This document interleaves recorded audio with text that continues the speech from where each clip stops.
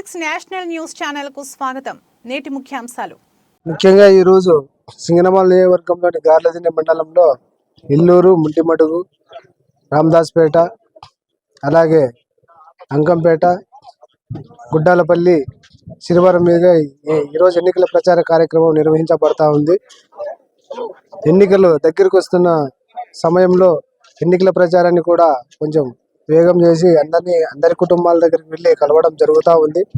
రాబోయే ఎన్నికల్లో కూడా మా జగనన్నను ముఖ్యమంత్రి చేసుకోవాలని చెప్పేసి ప్రతి ఒక్క కుటుంబానికి తెలియజేసి వారికి సంక్షేమ పథకాలు అందుతున్నాయి లేదని చెప్పేసి వాళ్ళకు వివరించడం జరుగుతూ ఉంది.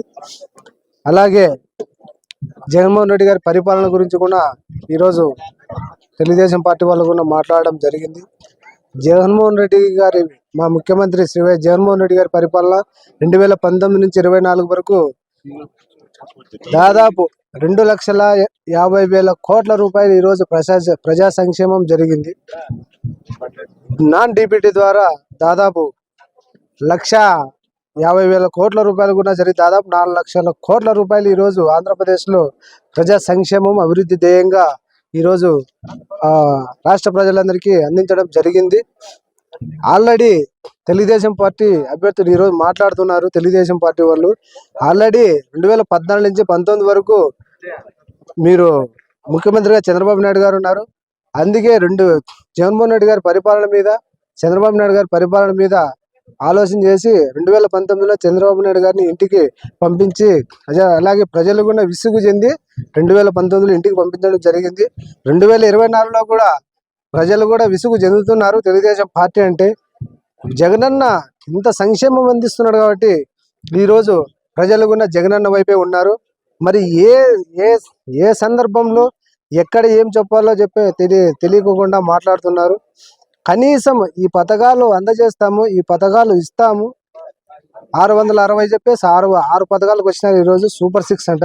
ఆ సూపర్ 6 కూడా నమ్మకమో లేదు కూడా తెలియదు. 660 చేయలేని వ్యక్తులు ఈరోజు 6 పథకాలు ఎలా ఇస్తారని చెప్పేసి ప్రజలు అనుకోవడం జరుగుతూ ఉంది. కావున 2024లో కూడా ప్రజలు విసుగు చెంది తెలుగుదేశం పార్టీని ఇంటికి పంపించే టైం కూడా ఇంకా 40 రోజుల్లో ఉంది. ఇంటికి పంపించే సమయం కూడా వచ్చింది. పంపిస్తారు కూడా, బంగాళాఖాతంలో కూడా కలిపేస్తారని చెప్పేసి సందర్భంగా తెలియజేస్తా ఉన్నాను.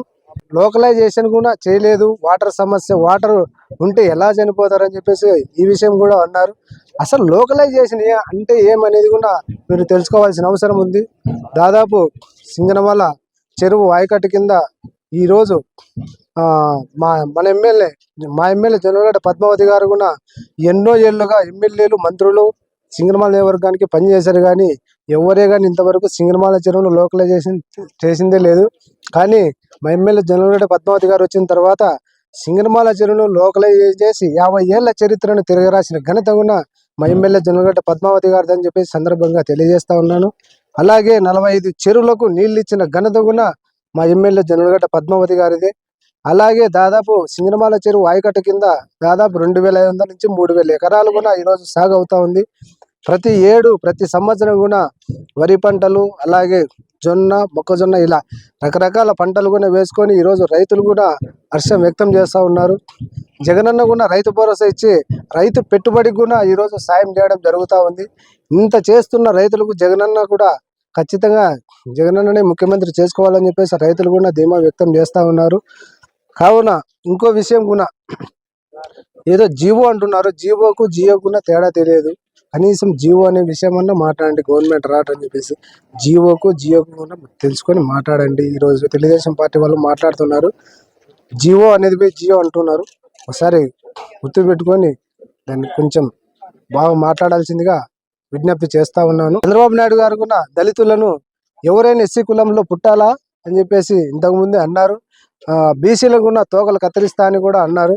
ఈరోజు ఎస్సీలకు, ఎస్సీ, ఎస్టీ, బీసీ మైనార్టీలకు ఈరోజు అగ్రస్థానాన పదవులలో కావచ్చు, రిజర్వేషన్లలో కావచ్చు అగ్రస్థానాన నిలబెట్టిన ఘనత కూడా ఈరోజు జగనన్నదే అని చెప్పేసి సందర్భంగా తెలియజేస్తా ఉన్నాను. నా ఎస్సీ, నా ఎస్టీ, నా బీసీ, నా మైనారిటీ అంటూ ఈరోజు మహిళలకు రిజర్వేషన్లో కావచ్చు దాదాపు మహిళలకి 50% రిజర్వేషన్లు ఇచ్చి అలాగే చట్టసభల్లో కూడా పంపించడం జరుగుతూ ఉంది. కార్పొరేషన్లు చైర్మన్లు కావచ్చు, డైరెక్టర్లు కావచ్చు, ఇలా ఎక్కడ చూసినా కూడా మహిళలకే ఎక్కువగా ఇవ్వడం జరిగింది. అలాగే దళితులను ఆ, అసహ్యంగా చూడడము, దళితులను అదే పనిగా మాట్లాడడం, దళితులను ఎగతాళి చేయడము తెలుగుదేశం పార్టీ వాళ్ళకే చెందుతుంది. కానీ మా జగనన్నకు దళితులు అంటే నా ఎస్సీ, నా ఎస్టీ, నా బీసీ, నా మైనార్టీ, నా నా నా అనే పదం తప్ప వారికి అసలు దళితుల మీద ఎలాంటి ప్రేమ కూడా లేదు, ఎలాంటి మాటలు మాట్లాడడం కూడా తెలియదు వాళ్ళకు. దళితులు అంటే అంత చులకన వారికి. కావున ఈరోజు తెలియజేస్తా ఉన్నాను, 40 రోజుల సమయం ఉంది ఎన్నికలు. రాబోయే ఎన్నికల్లో కూడా మళ్ళీ మా జగనన్నను ముఖ్యమంత్రి చేసుకొని